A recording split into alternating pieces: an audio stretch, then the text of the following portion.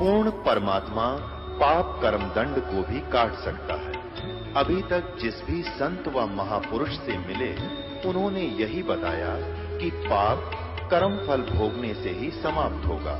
वो प्रभु कौन है जो पाप कर्म को काट देता है? वो काल के बंधन से छुड़वा देता है। उसका क्या नाम है? पूजा की विधि क्या है?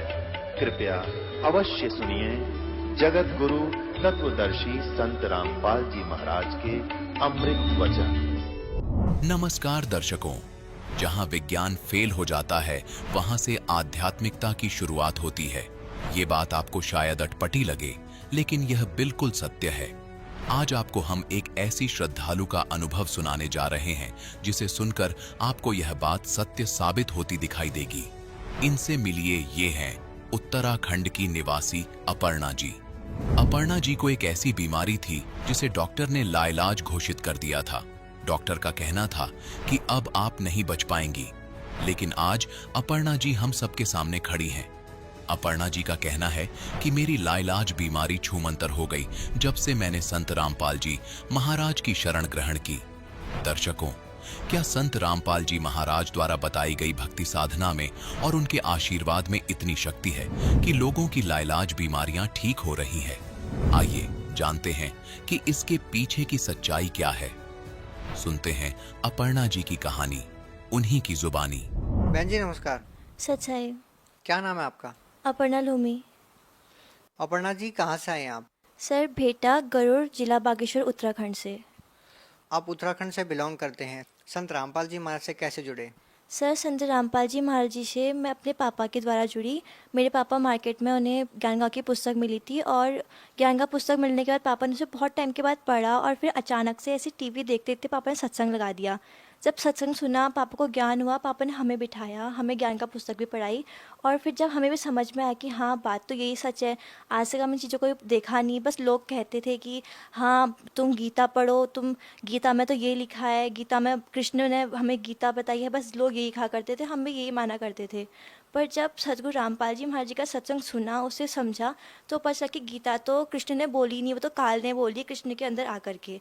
तब हमने भी सोचा कि सच में वेद में, गीता में, कुरान में, बाइबल में और गुरु ग्रंथ साहिब में जो प्रमाण है उसके अनुसार जिन देवताओं की हम भक्ति कर रहे हैं वो असल में देवता नहीं है, असल में परमात्मा जो है वो कबीर साहिब है। तो फिर जब आपने संत रामपाल जी महाराज से नाम दीक्षा ली तो आपको क्या लाभ मिले? सर सतगुरु रामपाल जी महाराज जी से नाम दीक्षा लेने के बाद में मुझे जो ब्रीथिंग प्रॉब्लम थी, जो कि मेरे दादाजी के कारण हुआ करती थी, क्योंकि मेरे दादाजी तो पहली डेथ हो चुकी थी मेरे दादाजी की, जब मेरे फादर की शादी भी नहीं हुई थी और उन्हें एक प्रॉब्लम थी, ब्रीथिंग प्रॉब्लम जो थी। तो बाद में जब मैं 5th क्लास में थी, उस टाइम पे मेरे दादाजी मुझे दिखने लगे स्कूल में ही। स्कूल में मुझे दिखते और मेरे से बोलते, बेटा तू कैसी हो रही थी, तबीयत ठीक है? बोलते तो मुझे डर सी लगती कि मतलब दादाजी यहाँ कहाँ से आ गए, मैंने केवल फ़ोटो में देखा था। तो उसके बाद अचानक से वो मेरे पास आके मेरा गला दबा देते थे और उनके गला दबाने से मेरी सांस रुक जाती थी, जिससे मेरी आंखें पलट जाती थी और मैं बेहोश हो जाती थी। हाँ, लेकिन इतना था कि मैं अगल बगल जो लोग बोल रहे हैं उसको सुन सकती थी। ऐसे ही हर दिन स्कूल में जैसे पहुँचे ठीक 10 बजे मुझे ये प्रॉब्लम होती थी और फिर स्कूल वाले, मेरे मैनेजर सर, प्रिंसिपल मैम, सभी सीधे पापा को फ़ोन करते, कभी मम्मी को फ़ोन करते कि तुम्हारी बेटी तो ऐसा ऐसा हो गया है। तो सब स्कूल पहुंच जाते, कभी वो खुद ही मुझे डॉक्टर के पास ले जाते। तो वहाँ मुझे ग्लूकोज जब चढ़ाने लगते डॉक्टर्स, तो सीधे मतलब ग्लूकोज चढ़ाने में मुझे ज़्यादा प्रॉब्लम होती थी। उसके बाद जब पापा दिल्ली लेके गए थे, वहाँ मैं चेकअप हुआ, उधर उन्होंने साफ बोला था कि जो आपकी बेटी है, इसको जो प्रॉब्लम है, इस प्रॉब्लम वाले बच्चे आज तक कभी ज़िंदा नहीं रहे, तो ये भी ज़िंदा नहीं रहेगी, आप इससे कोई भी उम्मीद मत रखना। फिर गांव वालों ने कहा, अरे मेरे पापा से बोला कि जो तुम भक्ति कर रहे हो इससे तुम्हें लाभ नहीं, इससे तुम्हें लाभ तभी होगा जब तुम अपने घर में जो दोष है उनको सही करोगे, इसलिए तुम पूज गौच कराओ। तो गांव में बहुत थे, उनके पास ही लेके गए, तो उन्होंने कहा कि पापा से कि तुम्हारे पापा आ गए हैं और वो बोल रहे हैं कि जैसे वो शास्त्री थे, तो उनने कहा था कि मुझे तुम जलाना मत, अग्नि मत देना, और उनने एक ऐसे गड्ढा घर के नीचे ही खना था, कहा था कि मुझे इसमें घसीट के जाना, उसमें कहना डाल देना, मैं बस तुम्हारे घर की रक्षा करूँगा। तो वो आ गए हैं और बोल रहे हैं कि मेरे मेरे समाधि बनाओ और चांदी का मेरी मूर्ति बना के उसको स्थापना करो। पापा ने कहा ठीक है, पापा ने वो भी किया, पर कुछ दिन तो लाभ हुआ, उसके बाद फिर वो लाभ बंद हो गया। तो हमारे वहीं एक मुस्लिम है, उनसे भी ताबीज़ पहनी, उनने भी कुछ पानी वगैरह पिलाया, उससे 2 दिन इलाज हुआ, फिर वो भी बंद। वहीं दूसरी तरफ मेरे पापा बहुत ज़्यादा शराब पीते थे और घर में आके हमेशा डांटते रहते थे मम्मी को भी। हमसे उतना तो वो नहीं बोलते थे, लेकिन मम्मी को बहुत डांटा करते थे, खाना खाने भी नहीं देते थे। साथ में भाई को भी आर्थराइटिस की प्रॉब्लम थी। वो स्कूल पहुंचता, घर में भी उसके अचानक हाथ पैरों में दर्द स्टार्ट होता, उसके बिल्कुल पैर चिपक जाते थे, सांस भी नहीं ले पाता था। उसके लिए कितने प्रॉब्लम्स, मतलब हर डॉक्टर के पास गए होंगे, सब ने कह दिया बाहर दिखाओ, यहाँ कोई उसका इलाज नहीं हुआ। फिर जब हल्द्वानी लेके गए, वहाँ प्रकाश पंत डॉक्टर हैं, उन्होंने बताया कि इसको तो आर्थराइटिस की प्रॉब्लम है। उसको हर 21 डेज़ के बाद इंजेक्शन लगते थे और अचानक से इंजेक्शन आने में बंद हो गए थे और पर डे उसको 2 टाइप्स की डोज खानी होती थी। और जब उसके बाद जब पापा को ज्ञान का पुस्तक मिली, हमने सत्संग देखा, परमात्मा का ज्ञान समझा। पापा हरिद्वार जा रहे थे, लेकिन अचानक पापा का दिमाग बदला। पापा ने कहा हरिद्वार नहीं, हरियाणा जाके आता हूँ। पापा हरियाणा गए, बरवाला सदगुरु रामपाल जी महाराज जी की शरण में गए। पापा ने वहाँ से नाम दीक्षा ली और पापा ने वहाँ ये सोच के नहीं गए थे कि मेरे बच्चे सही हो जाएंगे, यहाँ से कुछ लाभ होता होगा। पापा बस ये सोच के गए थे कि यहाँ तो आध्यात्मिक ज्ञान मिलता है, मैं ज्ञान प्राप्त करता हूँ।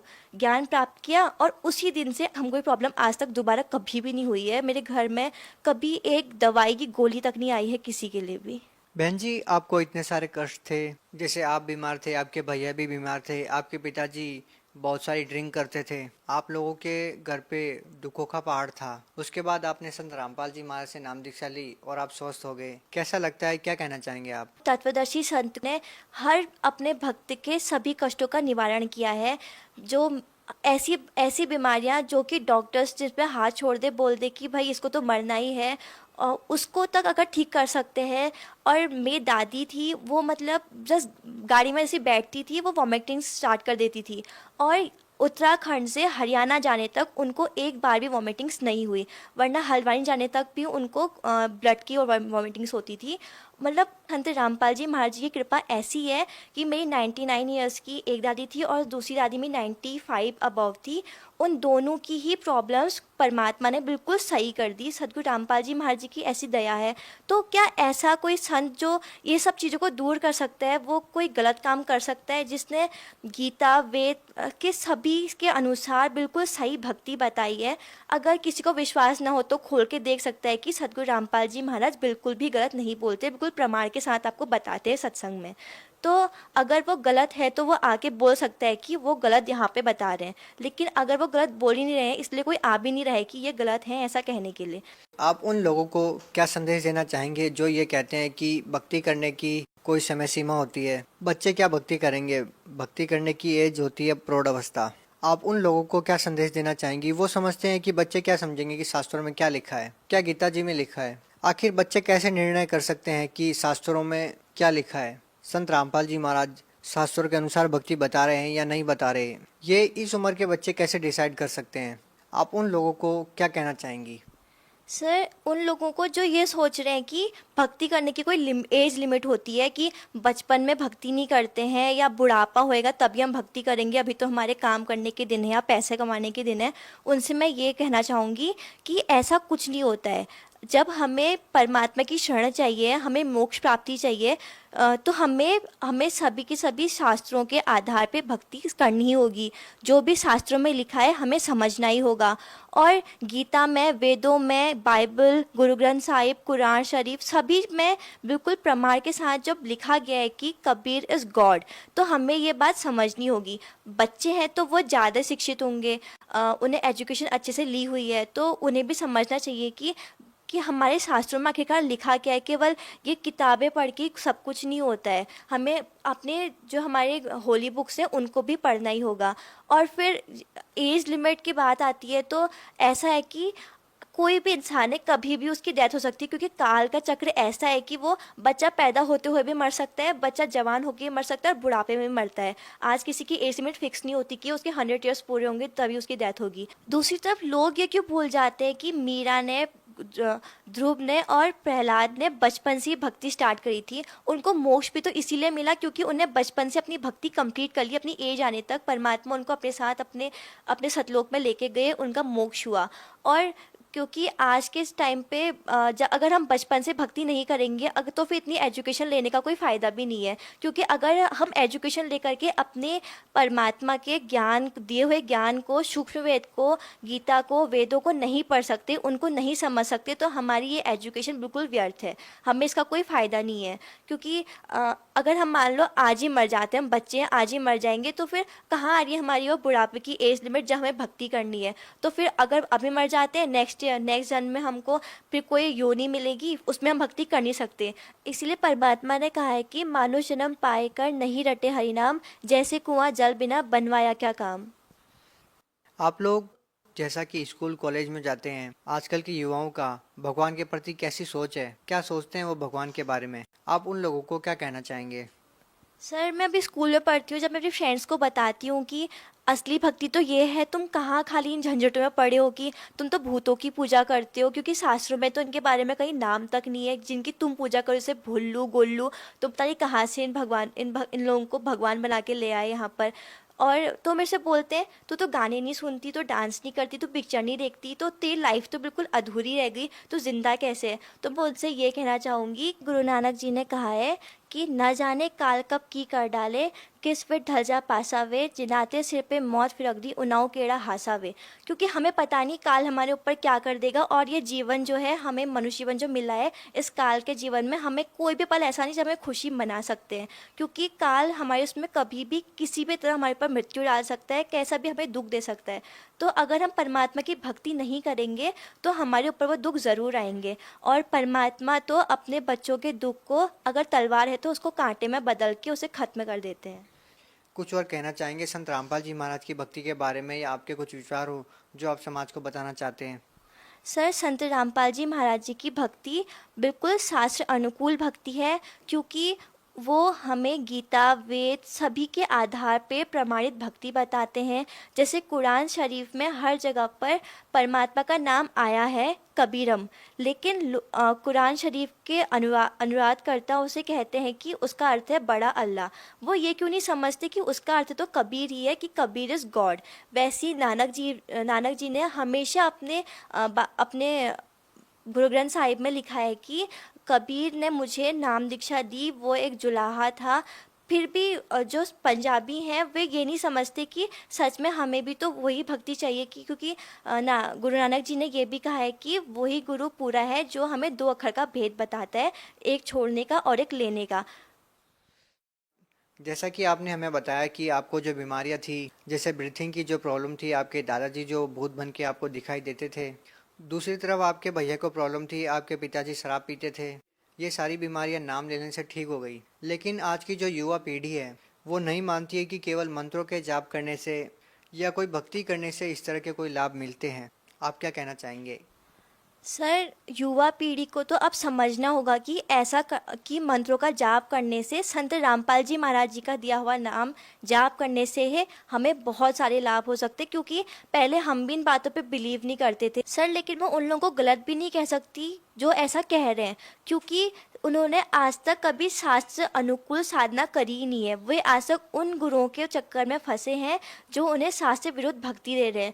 एक बार अगर वो संत रामपाल जी महाराज जी की शरण में आके सदगुरु रामपाल जी महाराज जी से नाम दीक्षा लेंगे, उनके सभी कष्ट अपने आप ही खत्म हो जाएंगे, और तभी वो इस बात पे बिलीव कर भी सकते हैं। जब संत रामपाल जी महाराज जी की शरण में आए हमको खुद बिलीव हुआ, क्योंकि वरना उस दिन से हमको बीमारी क्यों नहीं हुई। क्योंकि अगर मेरा भाई वो दवा को एक दिन नहीं खाता था तो उसे बहुत ज़्यादा प्रॉब्लम होती थी, और संत रामपाल जी महाराज जी के शरण में आने से उसने वो दवा दोबारा कभी नहीं खाई और उसे आज तक कोई प्रॉब्लम भी नहीं हुई।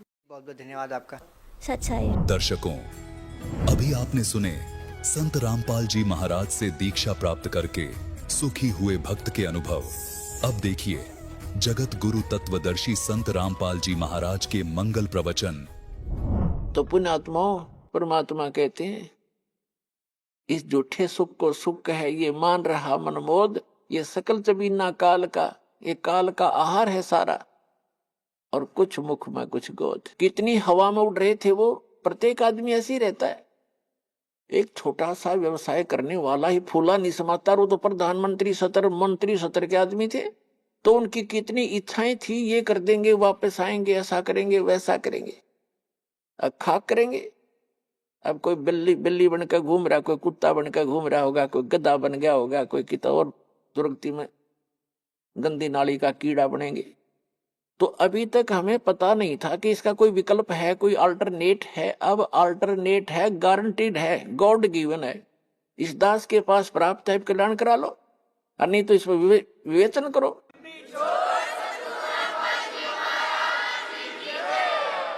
ऐसे ही यहाँ बहुत से उदाहरण आप देखते हो। एक मुख्यमंत्री जी हेलीकॉप्टर में जा रहे थे,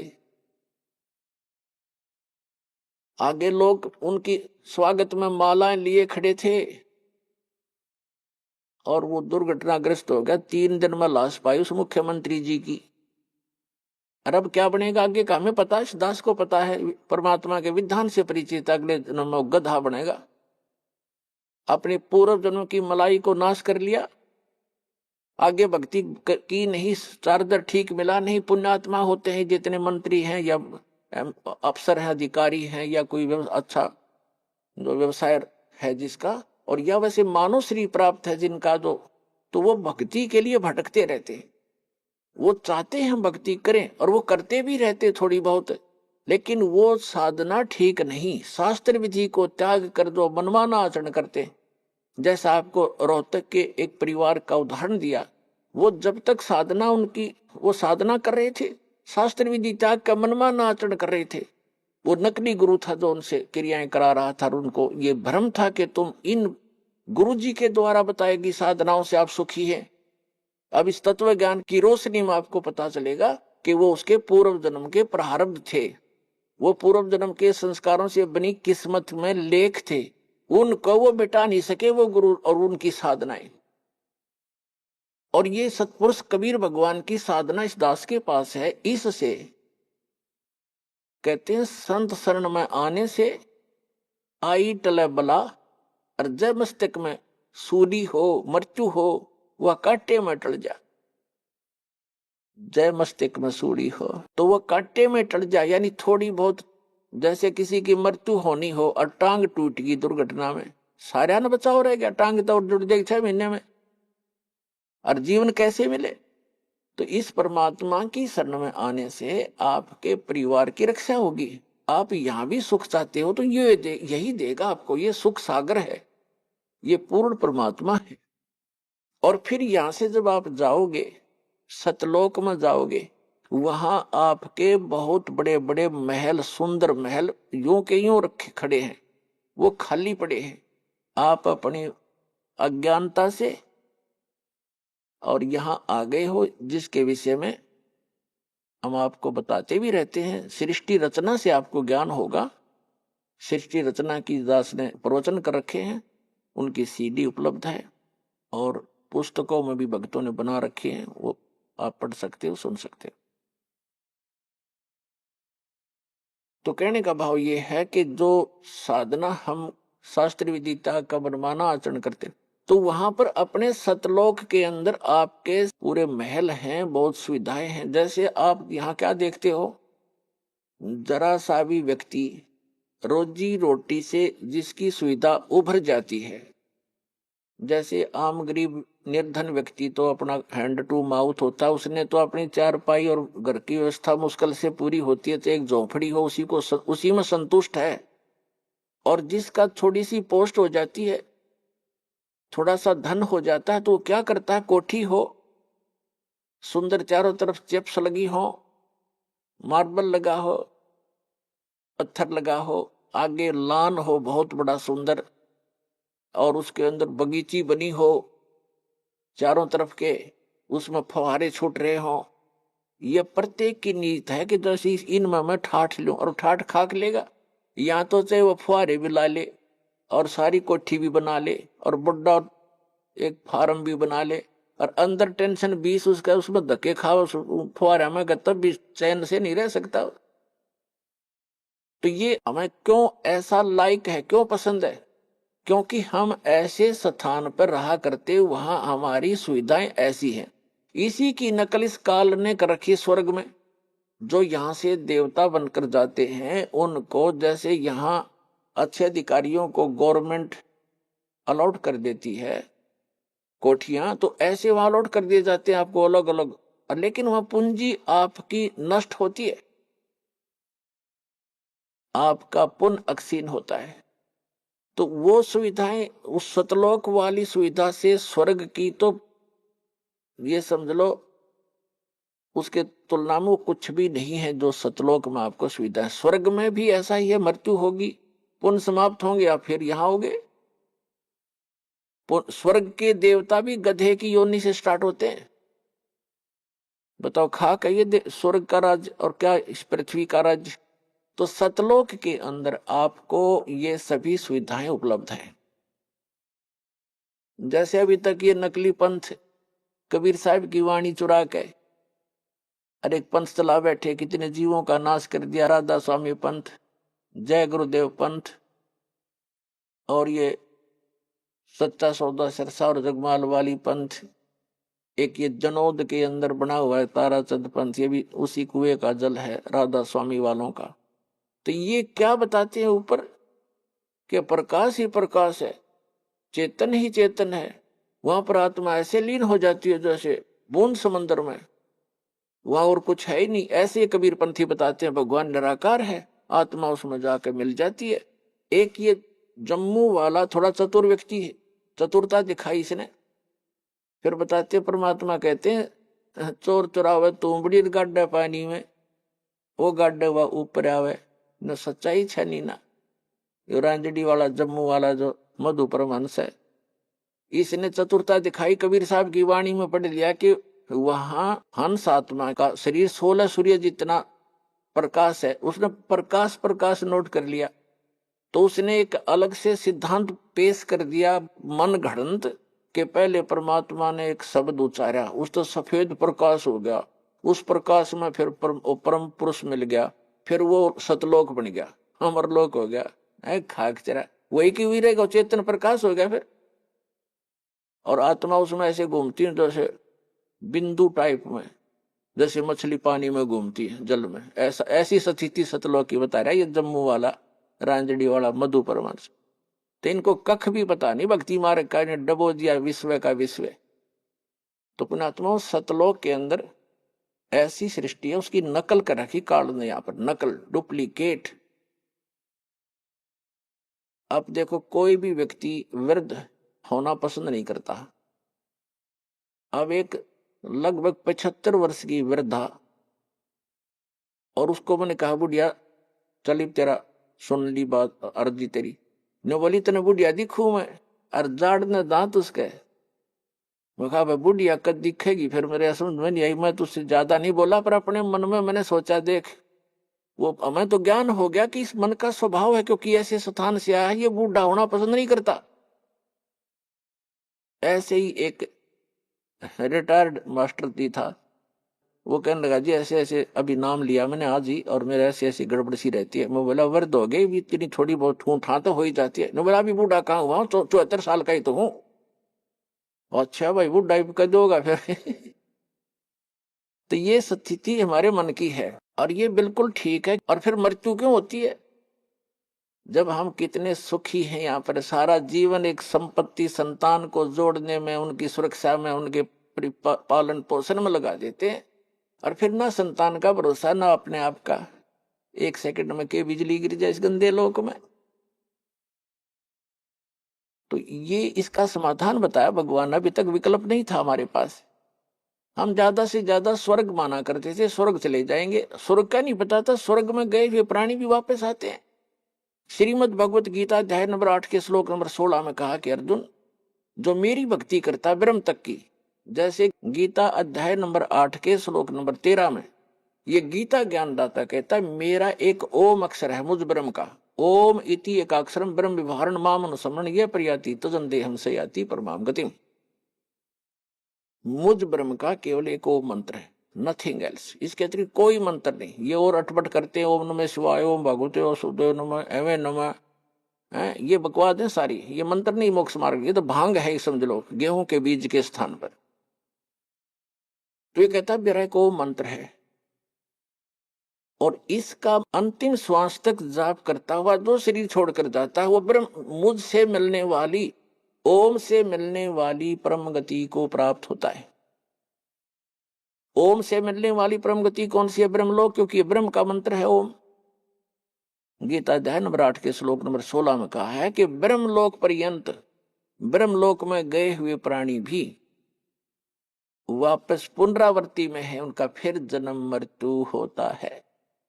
गीता ज्ञानदाता चौथे अध्याय के 5 और 9 श्लोक में, गीता अध्याय नंबर 2 के श्लोक 12 में, गीता अध्याय नंबर 10 के श्लोक नंबर 2 में गीता ज्ञानदाता कहता है कि अर्जुन, तेरे और मेरे बहुत जन्म हो चुके हैं, तू नहीं जानता, मैं जानता हूं। इससे सिद्ध है कि ओम नाम का जाप करने वाले ब्रह्मलोक में गए, ब्रह्मलोक में के बाद भी जन्म मृत्यु में आए। और गीता ज्ञानदाता स्वयं कहता है मेरे और तेरे बहुत जन्म मृत्यु हो चुकी है, तू नहीं जानता, मैं जानता। इसलिए गीता ज्ञानदाता 18वें अध्याय के 62वें श्लोक में कहता है कि अर्जुन, तू सर्वभाव से उस परमेश्वर की शरण में जा जिसकी कृपा से तू परम शांति को और सनातन परम धाम को प्राप्त होगा। सनातन परम धाम शाश्वतम स्थानम, शाश्वत माने सदा रहने वाला, जिसका कभी क्षय ना हो, कभी नाश ना हो, वो स्थान, वो सत्यलोक है। उसको संत भाषा में सत्यलोक कहते हैं। सत्य का नाश नहीं होता, अविनाशी होता सत्य, वो सत्यलोक है। किसकी शरण में चला जा?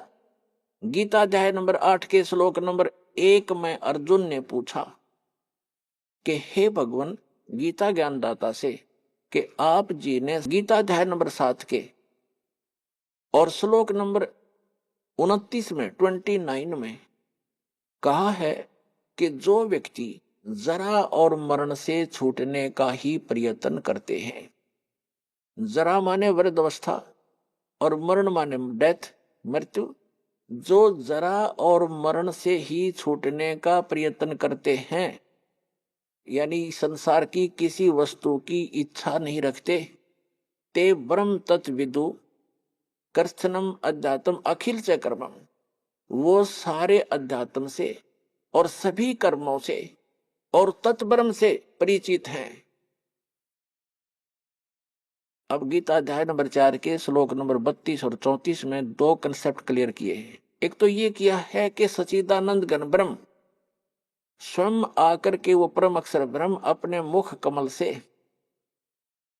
तत्व ज्ञान बताता है, उसके अंदर उस परमात्मा के पाने की यथार्थ विधि होती है, उसको तत्व ज्ञान कहा है। चौथे अध्याय के 34वें श्लोक में कहा कि अर्जुन, तू उस तत्व ज्ञान को जो complete God given complete spiritual knowledge है, पूर्ण परमात्मा परम अक्षर ब्रह्म के द्वारा दिया गया जो सच्चा ज्ञान है, वो तत्व ज्ञान है, उसको तू तत्वदर्शी संतों के पास जाकर समझ।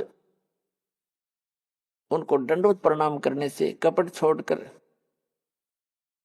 सरलता पूर्वक प्रसन्न करने से वो तत्वदर्शी संत तुझे उस तत्व ज्ञान का बोध कराएंगे, उपदेश करेंगे।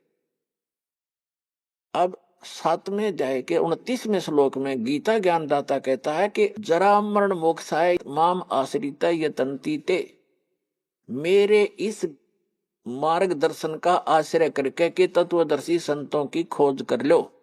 और वो तत्वदर्शी संत बताओगे उस तत्व ज्ञान को जिन्होंने ये आश्रय कर लिया, मेरे संकेत समझ गए, वो केवल जरा और मरण से ही छूटने का प्रयत्न करते हैं, क्योंकि वो उस तत्व ब्रह्म से और यहाँ के सारे अध्यात्म ज्ञान से और सभी कर्मों से परिचित हैं। जैसे दास आज के सत्संग में आपको वही क्लियर कर रहा है कि ऐसे कर्म करते रहे, ऐसे कर्म करने से ये लाभ होगा, ये हानि होगी, ये भक्ति करने से ये इतना लाभ होगा, जो पूर्व के संस्कार आपके प्राप्त हैं उनसे आपको ये लाभ हो रहा है, सत भक्ति ना करने से फिर वो एक ही दम आप प्राप्तियां आ जाती हैं।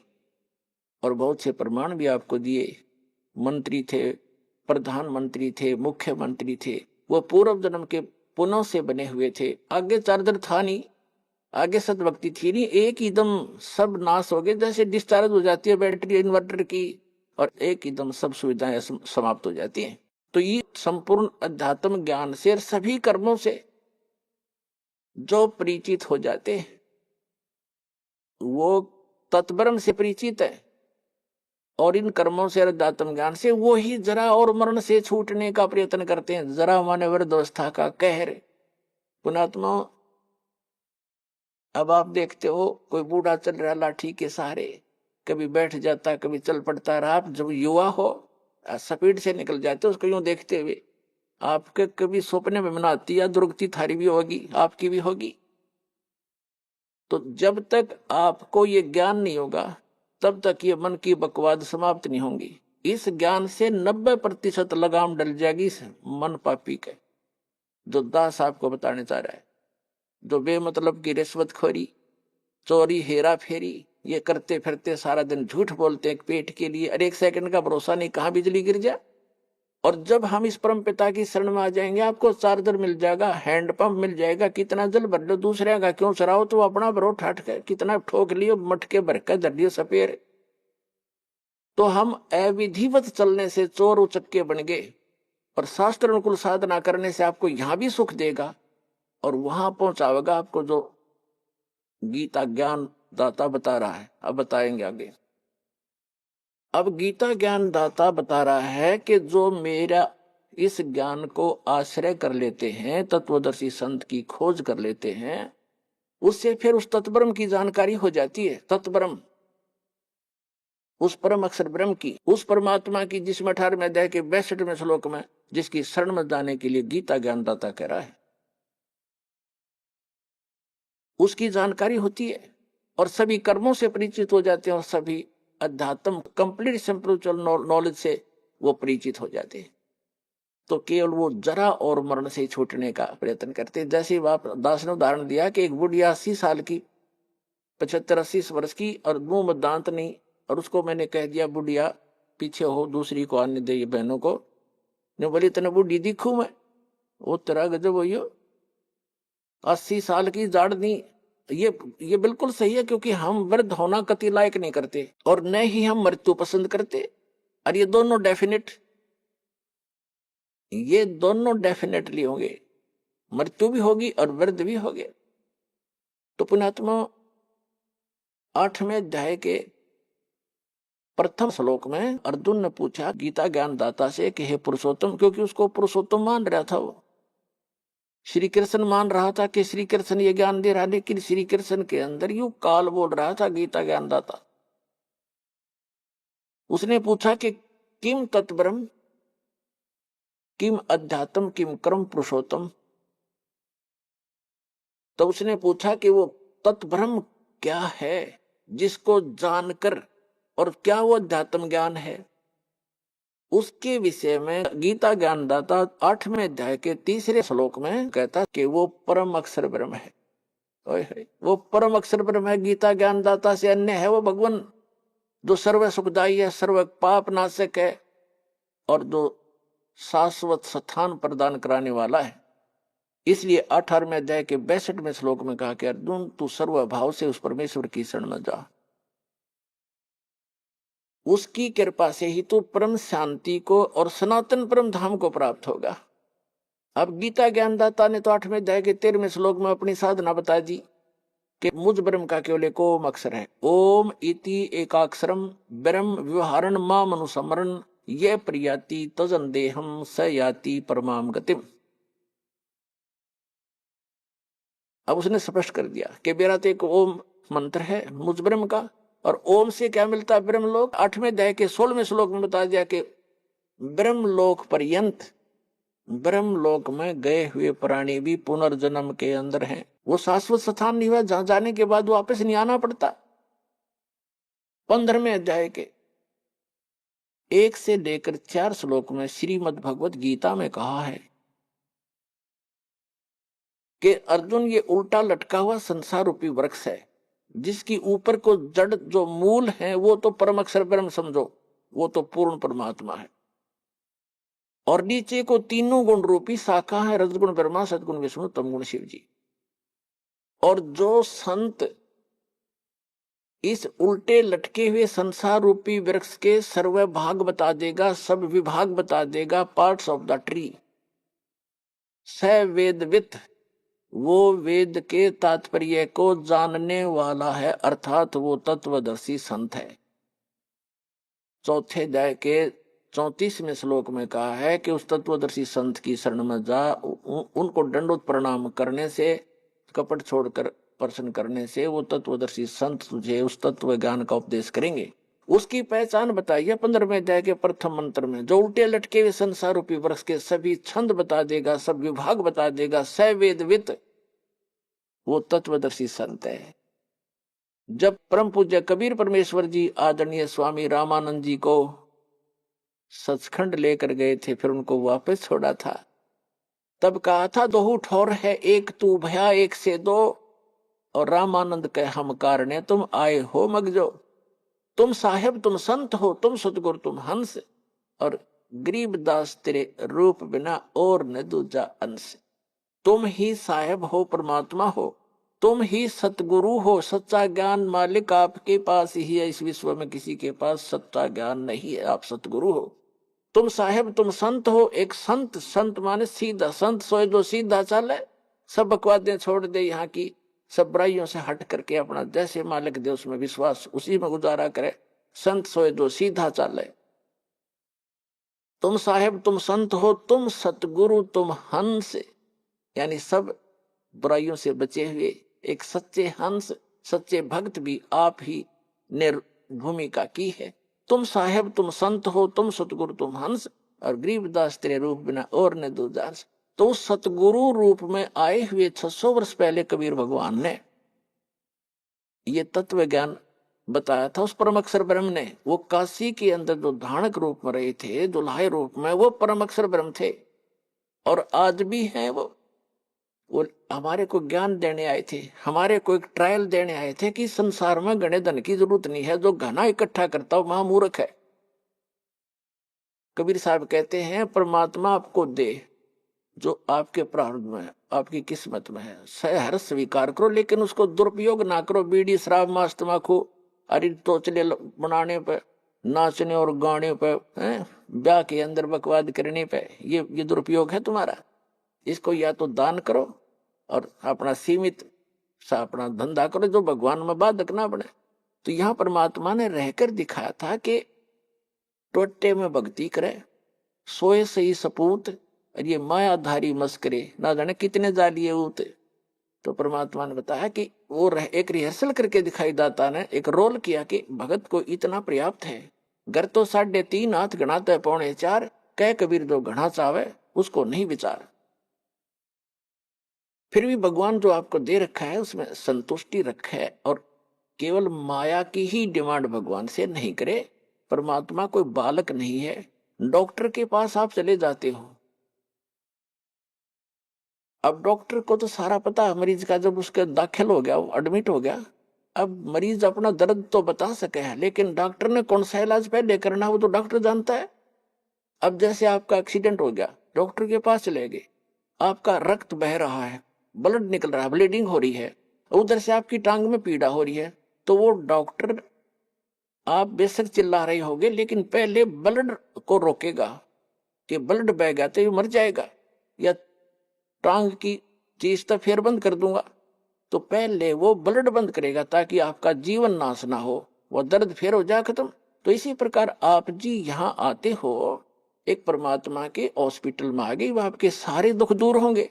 अब आपने टारगेट बना रखा है मेरा ये काम हो, बस ये हो, और भगवान ने ये पता कि इसकी जान जाने वाली है, 10 दिन के बाद इसका जीवन नहीं है, तो आपकी एज एक्सटेंड करेगा। उम्र एक्सटेंड करने के लिए जो आपको एड दे रहा है, वो काम आपका भले ही ना हो रहा है, लेकिन आपको जीवन दान दे करके वो 100 सुख देगा फिर आगे चल के।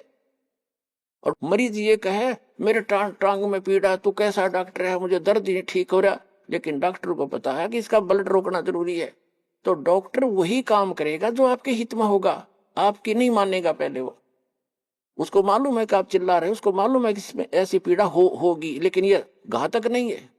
तो छोटे मोटे जो कष्ट आपको यहाँ आने पर भी हो रहे हैं, किस जैसे कई तो ऐसे हाथी ठीक हो जाते, कुछ ही को अभी वो राहत नहीं मिल रही है जो वो डिमांड लेकर आते हैं। उसका कारण क्या है कि आपका जीवन नाश होने वाला होगा निकट भविष्य में, और परमात्मा आपको एक्सटेंड करेंगे, पहले वो ठीक करेंगे आपका, फिर आप पे सारा सुख होता चला जाएगा, जीवन भी मिलेगा, भक्ति भी होगी, सारा सुख भी यहाँ का जो चाहिए वो भी देगा।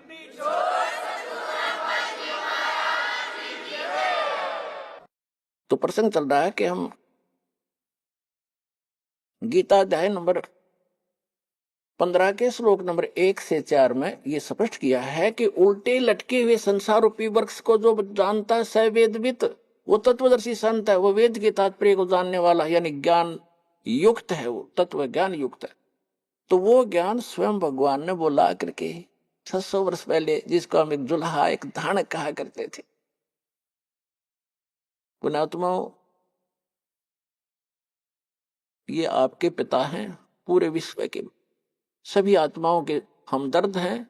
हमारे लिए ये कैसे वेशभूषा में यहां रहा करते थे और कैसा रोल करते थे, और पूरे ब्रह्मांडों का संचालन भी वो एक झोंपड़ी में बैठकर किया करते थे। उसकी समर्थता से जब आप परिचित होगे तब आपको पता चलेगा सचमुच हम भगवान को छोड़कर अन्य की जो साधना कर रहे थे वो मोक्षदायक भी नहीं थी, सुखदायक भी नहीं थी। तो क्या बताया परमात्मा ने? अक्षर पुरुष एक पेड़ है जो पृथ्वी से बाहर दिखाई देता, उसको पूरे सभी विभाग सहित उसको पेड़ बोलते हैं, ट्री बोलते हैं, वृक्ष कहते हैं, दरखत कहते हैं, रूख कहते हैं। और उसकी जो नीचे का जो हिस्सा है जड़, वो प्रोक्ष है, वो गुप्त है। तो इसको उल्टा कर लीजिए, ऊपर को जो जड़ है वो संसार रूपी वृक्ष की, तो वो जड़ तो समझो पूर्ण परमात्मा है। और उस पूर्ण परमात्मा ने आके बताया है कि अक्षर पुरुष एक पेड़ है और सरपुरुष वा की डार, ज्योत निरंजन जिसके कहते हैं सरपुरुष, और तीनों देवा शाखा है ये पात रूप संसार।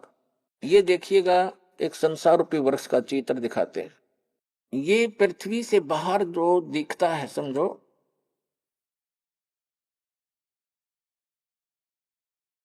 ये जो इतना है, ये देखिएगा, ये स्थिति है वृक्ष की, पेड़ की। परमात्मा ने खुद बताया कि अक्षर पुरुष एक पेड़ है, ये सारा एक पेड़ है, और इसका तना जो है ये अक्षर पुरुष है, और सरपुरुष या की डार, और तीनों देवा शाखा हैं ये पात रूप संसार। आप जी यहां पर हैं नीचे, ये अक्षर पुरुष तो समझो एक तना है ये इस पेड़ का, और इससे एक मोटी डार निकली है, वो सरपुरुष है, ये सरपुरुष है जिसको ब्रह्म कहते हैं, ब्रह्म। और ये तीनों देवा, इसके 3 पुत्र हैं, इसकी 3 शाखाएं हैं, रजगुण ब्रह्मा जी, सतगुण विष्णु जी, तमगुण शिव जी, और पात रूप संसार। अब ये तो उस परम पिता ने आके बता दिया कि अक्षर पुरुष एक पेड़ है और निरंजन वा की डार, ये सरपुरुष वा की डार, और तीनों देवा शाखा है ये पात रूप संसार। तो ये जड़ कौन है, ये बताने के लिए दास को भेजा है कि ये जड़ जो है ये परम अक्षर ब्रह्म है इस संसार रूपी वृक्ष की। और वो परम अक्षर ब्रह्म कौन है? अनंत कोट ब्रह्मांड का एक रति नहीं भारे, ये सतगुरु पुरुष कबीरे हैं कुल के सिरजनहारे। अभी आपने सुने संत रामपाल जी महाराज के मंगल प्रवचन। आइए अब सुनते हैं संत रामपाल जी महाराज से नाम दीक्षा लेकर सतभक्ति करके अद्भुत लाभ प्राप्त करने वाले अनुयायी के विचार। दर्शकों, मनुष्य अपने जीवन में कितनी भी दौलत शोहरत हासिल कर ले, लेकिन जब उसके ऊपर शारीरिक समस्या दस्तक देती है तो पैसा और दौलत भी कुछ नहीं कर पाता। दर्शकों, ऐसी ही कहानी थी मध्य प्रदेश के रहने वाले विजयपाल सिंह जी की। विजयपाल जी खुद एक कॉलेज संचालक थे और ये सभी देवी देवताओं की पूजा में लीन रहते थे। विजयपाल जी को अपनी भक्ति पर तब संदेह हुआ जब इनके भाई को ब्रेन ट्यूमर हो गया और डॉक्टर ने कह दिया कि अब तो केवल भगवान ही आपके भाई को बचा सकते हैं।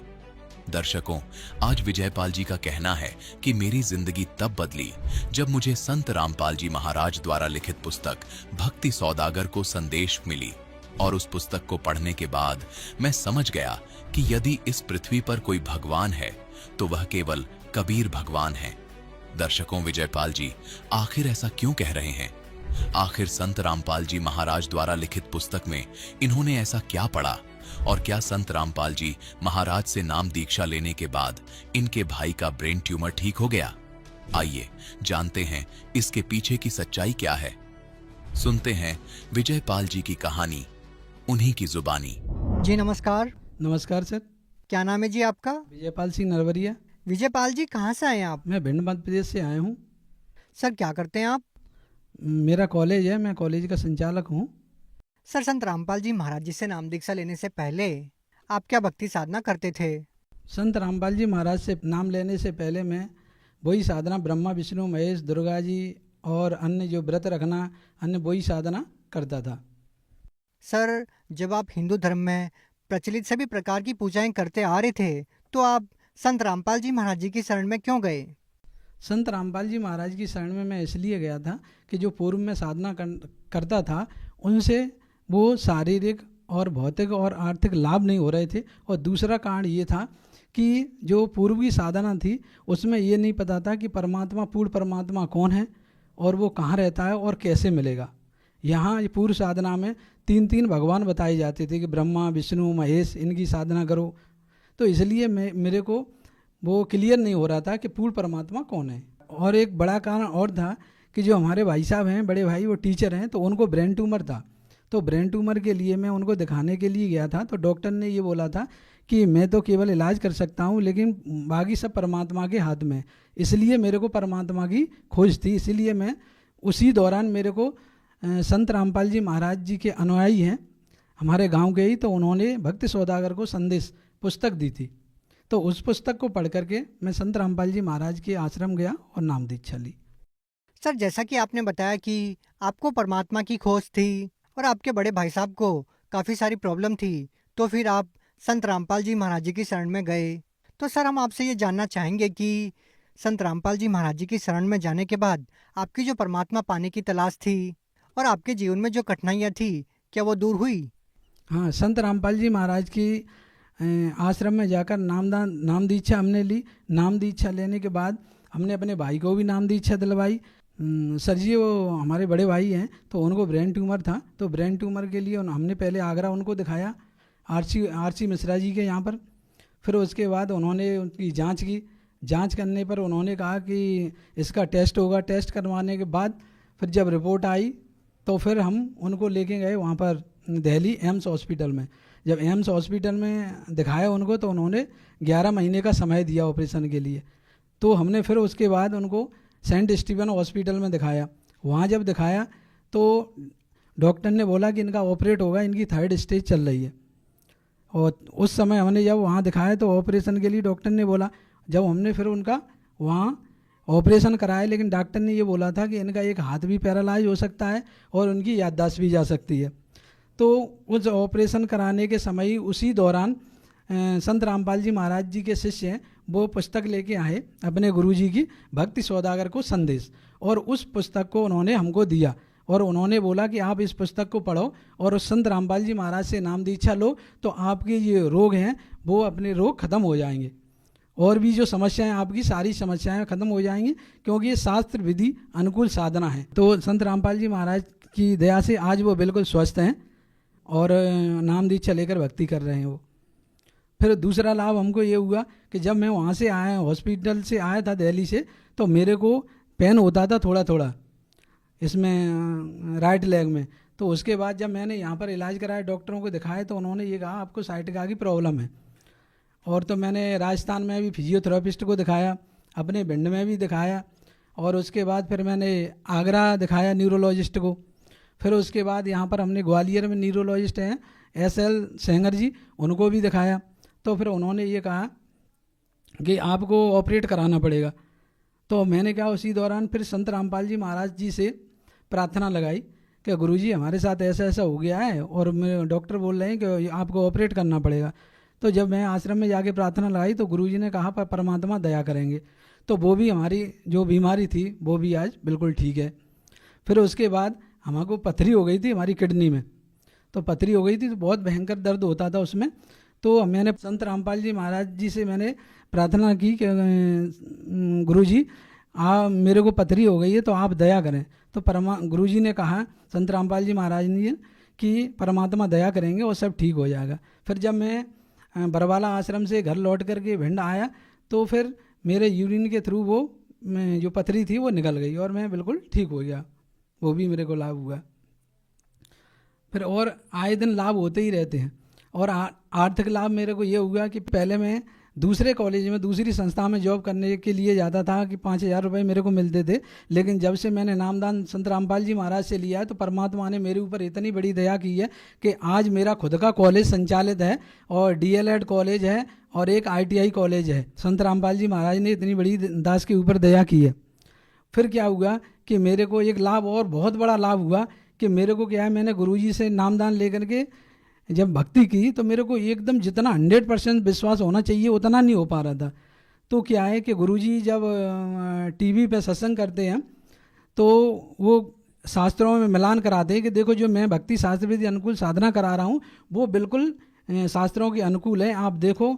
और पढ़े लिखे जो हैं वो देख करके समझ सकते हैं कि वास्तव में संत रामपाल जी महाराज जो भक्ति विधि बता रहे हैं वो शास्त्र अनुकूल है। तो मैंने क्या है, बाजार से गीता, देवी भागवत पुराण, शिव पुराण और रामायण ये खरीद के लाया। तो गुरुजी जब सत्संग करते थे तो मैं भी उसके गुरुजी के साथ में संत रामपाल जी महाराज के साथ ही साथ उन्हें शास्त्रों में मिलान करता था।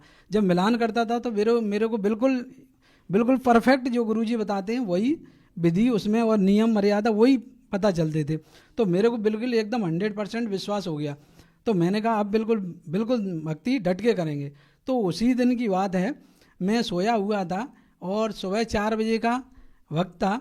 तो उस समय स्वयं कबीर परमात्मा प्रकट होकर के विराजमान हो गए हमारे पलंग से करीब 3 या 4 फुट ऊंचे ऐसे हवा में विराजमान हो गए। और मेरी इतनी प्रकाश था, इतना ज़बरदस्त प्रकाश था कि मेरी आंखें अपने आप स्वतः ही खुल गईं। तो जब मैंने देखा तो परमात्मा को दंडवत किया। तो परमात्मा ने कहा कि बेटा तेरे को अभी भी विश्वास नहीं हो रहा। मैंने कि मालिक बिल्कुल दृढ़ विश्वास हो गया, अब ऐसी कभी होगा ही नहीं, अब तो 100% विश्वास हो गया। तो उस दिन के बाद मेरे को इतना ज़बरदस्त विश्वास हुआ और ये बहुत बड़ा परमात्मा की दया से लाभ हुआ। और भी हमारे जो बच्चे हैं तो वो बच्चे अभी परमात्मा की दया से सत्संग देखते हैं, ना तो को वो सर जी कोई ना सीरियल देखते हैं वो, और ना कोई अन्य ऐड वगैरह पिक्चर वगैरह कुछ नहीं देखते। बस अपनी जो गुरुजी का सत्संग है और उसके पढ़ाई से संबंध चीज़ें ही देखते हैं और अपने बढ़िया वो रहते हैं, कोई उनको दिक्कत नहीं है। मेरे को अन्य लाभ ये हुआ कि मेरे बड़े भाई हैं जिनका ब्रेन ट्यूमर का मैंने ऑपरेशन कराया था, तो उनको क्या है चक्कर आने लगे कुछ समय के बाद। तो और मेरे को भी चक्कर आने लगे। जब हम संत रामपाल जी महाराज के दर्शन करने गए तो संत रामपाल जी महाराज से प्रार्थना की कि गुरुजी हमको और हमारे बड़े भाई हैं ये दोनों को चक्कर आ रहे हैं। तो गुरुजी ने कहा आपने कोई मर्यादा भंग की है तो इसलिए आपको चक्कर आ रहे हैं। तो संत रामपाल जी महाराज ने बोले कि आप जाओ और दोबारा नाम दीक्षा लो और सब ठीक हो जाएगा, परमात्मा दया करेंगे। तो उसके बाद हमने नाम दीक्षा दोबारा ली और उसके बाद आज तक मैं बिल्कुल स्वस्थ हूँ और हमारे बड़े भाई साहब भी बिल्कुल स्वस्थ हैं, उनको कोई दिक्कत नहीं है। एक अन्य लाभ ये और हुआ कि मैं पहले नशा करता था, तो जब से हमने गुरुजी से नाम दीक्षा ली है उस दिन से मेरा बिल्कुल नशा छूट गया है।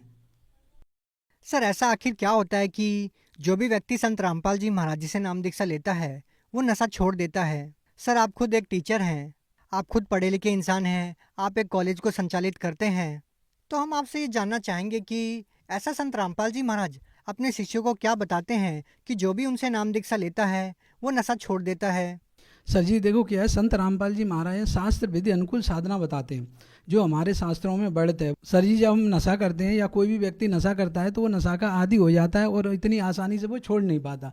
लेकिन जब हम संत रामपाल जी महाराज जी से नाम दीक्षा लेते हैं तो सद्भक्ति से वो स्वतः ही अपने आप नशा उनका छूट जाता है।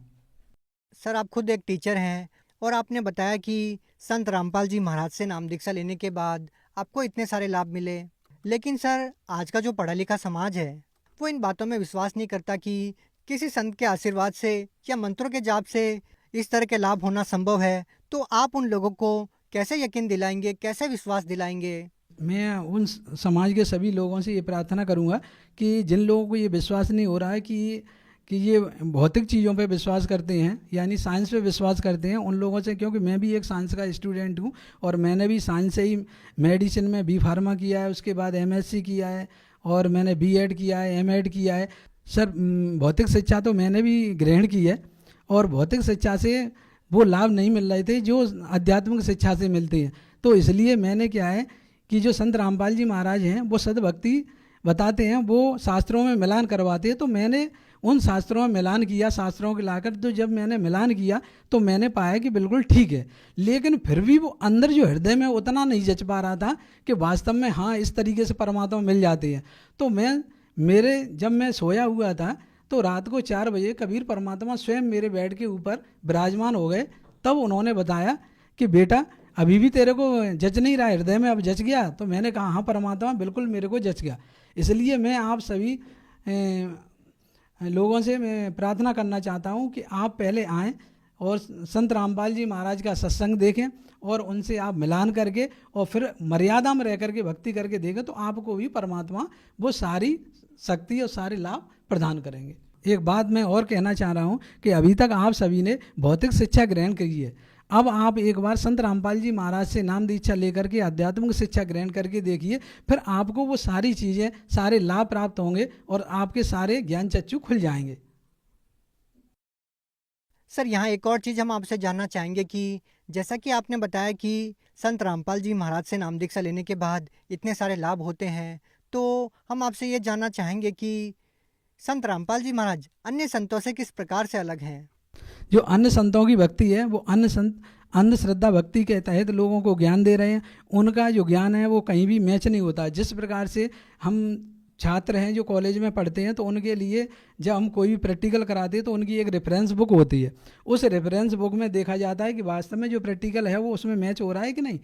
तो इसी प्रकार से जो अध्यात्म ज्ञान है, अध्यात्म की जो रेफरेंस बुक हैं वो हमारे साथ हैं, जैसे गीता है, वेद हैं, पुराण हैं, बाइबल है, कुरान है, तो ये रेफरेंस बुक हैं। तो जो भी अध्यात्म ज्ञान है इनमें मैच होना चाहिए, लेकिन अन्य संत के जो अध्यात्म ज्ञान है उनमें शास्त्रों में मैच नहीं होता, वो अपना मनमाना आचरण कराते हैं, इसलिए लाभ नहीं होता। जबकि संत रामपाल जी महाराज जो बताते हैं शास्त्र विधि अनुकूल साधना बताते हैं जो शास्त्रों में बढ़ित है, इसलिए उनकी उनसे नाम दीक्षा लेने के बाद और लोगों को राहत मिलती है, यानी लाभ मिलते हैं सभी प्रकार के। इस प्रकार से संत रामपाल जी महाराज अन्य संतों से भिन्न है। सर एक और चीज़ संत रामपाल जी महाराज जी के बारे में कही जाती है कि सर आप एक पढ़े लिखे इंसान हैं, आप खुद एक टीचर हैं, तो संत रामपाल जी महाराज जी के बारे में ये कहा जाता है कि वो वेद और शास्त्रों के तथ्यों को तरोड़ मरोड़ के पेश करते हैं। तो सर आप क्या कहना चाहेंगे इसके बारे में? सर ये लोग कहते हैं कि संत रामपाल जी महाराज तथ्यों को तोड़ मरोड़ के पेश करते हैं, ये बिल्कुल झूठी बात है।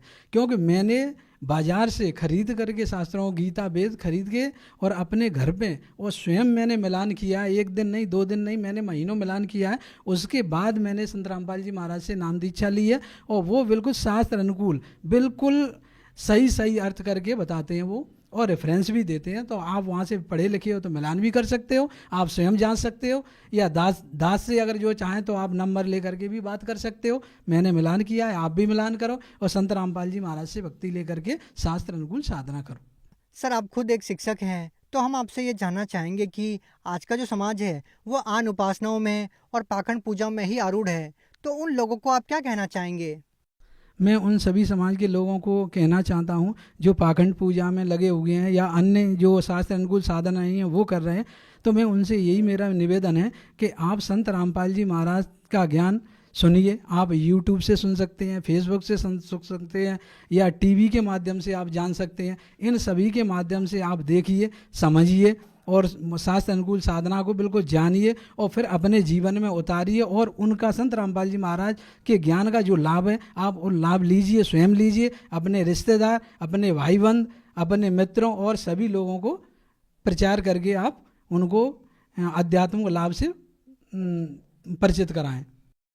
तो सर जो लोग संत रामपाल जी महाराज जी से नाम दीक्षा लेना चाहते हैं वो उनसे नाम दीक्षा कैसे ले पाएंगे? सर जी जो लोग भी नाम दीक्षा लेना चाहते हैं संत रामपाल जी महाराज से, वो YouTube फेसबुक पर संत रामपाल जी महाराज सर्च करके उस पर सत्संग आता है, उस सत्संग के नीचे पट्टी लगी रहती है, उस पट्टियों पे फ़ोन नंबर मोबाइल नंबर लिखे रहते हैं। उन मोबाइल नंबर के माध्यम से आप आश्रम का पता कर सकते हैं और नामदान ले सकते हैं। जी धन्यवाद। सत साहिब।